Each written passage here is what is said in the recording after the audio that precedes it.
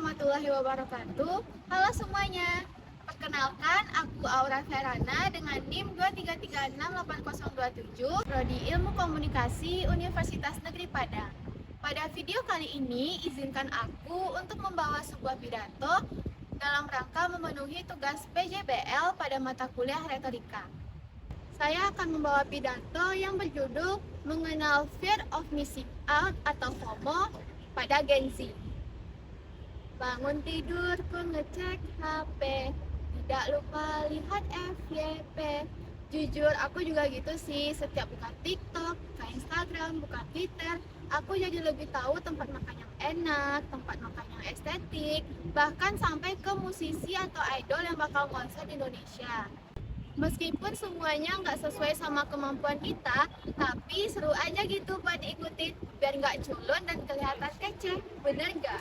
Jadi, jika kamu selalu mengikuti tren di media sosial, bisa jadi itu tandanya FOMO loh.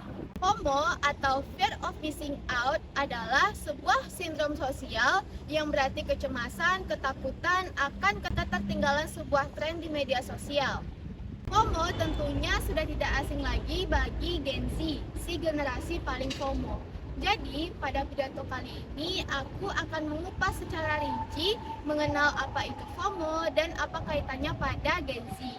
Media sosial merupakan alasan utama mengapa mayoritas generasi Z mengalami FOMO.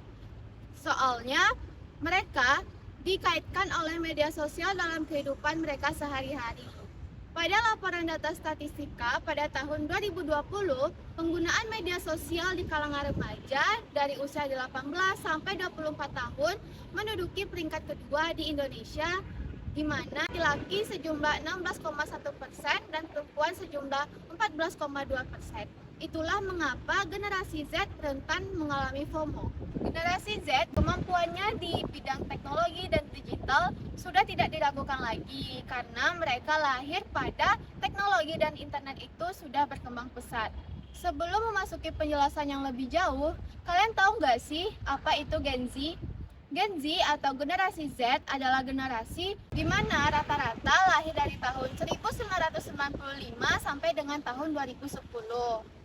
Istilah FOMO pertama kali diperkenalkan oleh Patrick McGinnis, seorang penulis asal Amerika Serikat waktu ia sedang berkuliah di Harvard Business School tahun 2003. Patrick beranggapan bahwa pada saat itu manusia sedang berada dalam era dot-com bubble. Apa sih dot-com bubble itu? Jadi, dot-com bubble merupakan sebutan di mana teknologi dan internet sedang berkembang pesat. Maka, Patrick ini membuat artikel yang berjudul Social Theory at ABS pada tahun 2004. Pada artikel itulah kata FOMO pertama kali muncul. Selanjutnya adalah penyebab FOMO. FOMO tentunya sangat berbahaya bagi Gen Z, di mana penyebabnya yang tak lain dan tak bukan adalah karena media sosial. Yang kedua adalah karena penggunaan gadget yang berlebih. Yang ketiga karena rasa terasingkan dari lingkungan. Lalu karena kesepian, karena kurang bersyukurnya atas apa yang dimiliki, pandangan negatif pada diri sendiri. Selalu tertarik dengan media sosial ketimbang dengan dunia nyata. Selalu ingin tahu gosip terbaru yang ada di media sosial. Dan yang terakhir, selalu mengatakan ya atau yes pada ajakan yang sebenarnya kita tidak sedang ingin. Berikutnya adalah dampak negatif dari FOMO itu sendiri. Yang pertama adalah insecure. Insecure merupakan tidak mengakui kemampuan yang kita miliki, tindakan tidak mensyukuri apa yang kita miliki, dan selalu menganggap apa yang dimiliki oleh orang lain itu sangat sempurna dibandingkan dengan kita. Yang kedua adalah bertindak impulsif, di mana mereka membeli tiket konser hanya untuk euforia saja, lalu liburan dengan pay later, hamburkan uang, foya-foya untuk kepentingan yang tidak perlu. Dan yang terakhir, dampak negatif dari FOMO itu adalah mengganggu produktivitas kita di saat bekerja maupun belajar. Jadi, alangkah baiknya kamu mematikan notifikasi media sosial kamu di saat kamu bekerja, karena jika tidak, kamu akan terus-terusan melihat notifikasi kamu dan itu sangat mengganggu produktivitas dan sehingga tanggung jawab kamu tidak kunjung selesai. Berikutnya adalah cara mengatasi FOMO. Pertama adalah dengan journaling. Journaling merupakan merupakan menuangkan rasa pikiran dan perasaan kita di atas kertas. Dengan journaling, kita bisa membuat kenangan indah dan memori yang indah. Ini tidak hanya sedikit-sedikit tentang Instagram Stories saja. Menurut Dr. James Pennebaker, membuat journaling itu mengatasi kita untuk menurunkan tingkat stres dan depresi serta membantu membuat hubungan sosial manusia lebih baik. Yang kedua adalah fokus mengembangkan hobi yang kita miliki. Misalkan jika kita mempunyai hobi memasak, hobi menyanyi, itu lebih baik dikembangkan daripada kita hanya FOMO saja di media sosial. Yang ketiga adalah dengan fokus pada diri kita sendiri. Itu sama seperti mencintai diri kita sendiri apa adanya. Lalu, membatasi penggunaan gadget dan media sosial sebisa mungkin. Walaupun sebenarnya itu susah dan sulit, tapi lebih baik dicoba dulu perlahan-lahan untuk membatasinya. Dan yang terakhir adalah beralih dari FOMO ke JOMO. Apa sih JOMO itu? JOMO adalah joy of missing out, merupakan lawan kata dari FOMO itu sendiri. Orang yang JOMO itu biasanya tenang dalam menjalani kehidupan mereka karena mereka memfilter semua keadaan, memfilter semua kegiatan yang tidak berguna di media sosial. Bagaimana sih cara menjadi JOMO itu? Caranya sangat simpel, yaitu kalian hanya harus bersyukur dengan apa yang dimiliki, lebih mengembangkan hobi, dan mematikan notifikasi yang tidak perlu. Jadi intinya, there's so much more joy in life than what you see in social media. Berikutnya kita beralih ke contoh kasus FOMO yang ada di Indonesia. Yaitu yang pertama adalah Coldplay dan Blackpink sedang konser di Indonesia. Walaupun fansnya banyak, tapi tidak sedikit yang membeli tiket konser itu hanya takut ketinggalan euforia konser saja. Sebenarnya itu sangat buruk ya teman-teman, di mana kamu menghamburkan uang yang seharusnya bisa digunakan untuk hal yang lebih baik lagi. FOMO juga beralih ke dalam bidang makanan. Contohnya waktu Odading Mang Oleh sedang viral di TikTok, itu banyak yang rela mengantre makanan tersebut hanya karena viral di TikTok saja. Berikutnya ada satu contoh kasus FOMO di Indonesia yang menurut aku itu sangat di luar nalar banget dan ngebikin aku speechless. Adalah kasus bunuh diri di kalangan mahasiswa yang rata-rata itu adalah perempuan.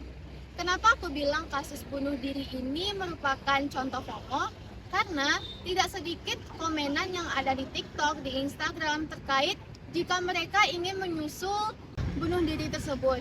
Dengan banyak yang komen, aku ingin menyusul juga. Kenapa sih bunuh diri nggak ngajak-ngajak? Please, ini bukan sebuah ajang kompetisi mencari tren siapa yang paling keren. Bunuh diri itu sama sekali nggak keren. Jadi, untuk apa lo bunuh diri seakan-akan lo nganggap kalau masalah yang ada di dunia ini bakal lenyap? Enggak sama sekali cuy. Jadi aku mohon banget please bagi remaja dan mahasiswi yang ada di Indonesia ini, stop lakukan bunuh diri dan berpikir bahwa bunuh diri itu sangat merugikan banyak orang dan diri sendiri. Pun media sosial banyak memberikan informasi kepada kita semua, tapi itu memiliki dampak negatif di mana membuat kita kecanduan akan media sosial tersebut dan berujung pada FOMO.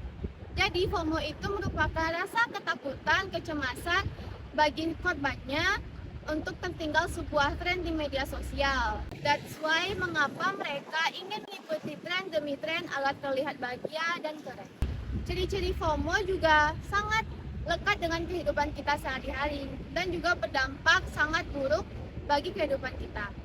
Mengatasi FOMO intinya itu sangat simpel, di mana kamu jangan mudah terpengaruh atas kehidupan yang orang lain miliki. Mending semua tenaga, uang, dan waktu yang kita habiskan untuk FOMO dialihkan ke JOMO dan dialihkan untuk masa depan kita yang lebih cemerlang. Jadi kita sebagai Gen Z diharapkan pastinya bisa keluar dari kebiasaan ber-FOMO ini karena sangat berdampak buruk bagi kita semua. Irilah dengan apa yang seharusnya bisa kita miliki, apa yang seharusnya bisa kita capai, tetapi terhambat karena kebiasaan FOMO kita tersebut. Jadi, apakah kamu sebagai Gen Z siap untuk melawan kebiasaan FOMO ini dan beralih ke JOMO? Pastinya dong, karena jika kamu melakukan kebiasaan JOMO, maka akan mendapatkan dampak yang sangat positif yang tak terhingga sekali. Jadi, pidato kali ini akan saya tutupi dengan sebuah kutipan inspiratif dari seorang penulis yang terkenal bernama Etty Hillesum, di mana beliau mengatakan that fear of missing out on things make you miss out on everything. Jadi, sekian pidato saya pada kali ini. Mohon maaf jika ada kesalahan. Saya tutupi dengan Assalamualaikum warahmatullahi wabarakatuh. See you.